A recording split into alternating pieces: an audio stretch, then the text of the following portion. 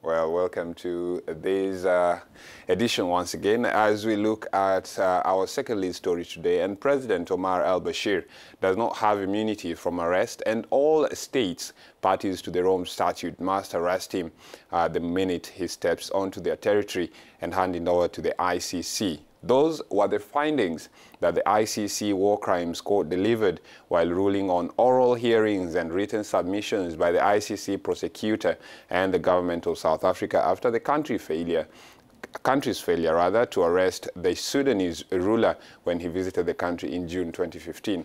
Now, on the eve of al-Bashir's arrival in South Africa, the ICC had issued several calls for his arrest to the South African government.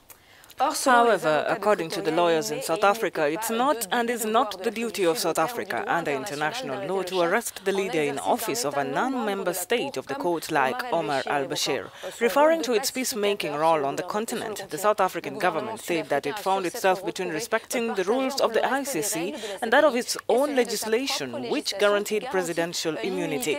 This should not, however, change the situation in South Africa. Its president, Jacob Zuma, indeed reiterated Pretoria's intentions to withdraw from the ICC last week, although in February, South African justice had ordered the government to revert to this decision. With us this morning to talk about this is Kajal Ramjatan Kiol, the Executive Director of the Southern African Litigation Center. What do you make of the ICC's decision not to refer South Africa to the UN Security Council? The Southern Africa Litigation Center is pleased that the ICC has found that South Africa failed to comply with its obligations, contrary to the provisions of the Rome Statute. We recognize that they have not made any referral either to the Assembly of State Parties or to the United Nations Security Council.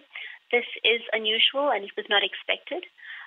However, we see that in the situation of other countries who've also not complied with arresting Omar al-Bashir, even where they were referred to either the ASP or the United Nations Security Council, those bodies have not taken any action against these countries.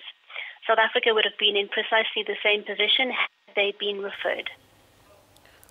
And with this decision, does it mean this is the end of the case?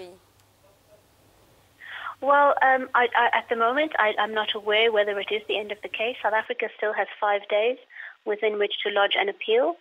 I'm uncertain whether they will do this, because if they do appeal, they must appeal against the entire decision.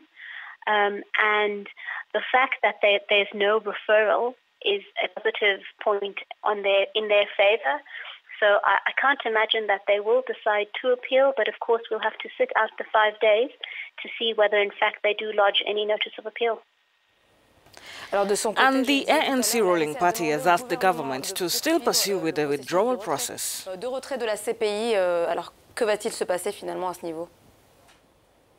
decision of the High Court in respect to withdrawal primarily dealt with the procedural aspects around the withdrawal.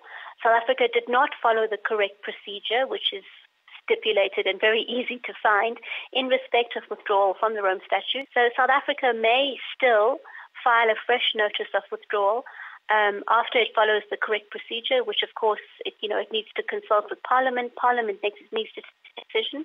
So that still remains on the cards. However, there are currently many political considerations which take much higher precedence and priority over the ICC issue. So whether in fact South Africa has the appetite and the time and effort to pursue withdrawal from the ICC at the current time is uncertain.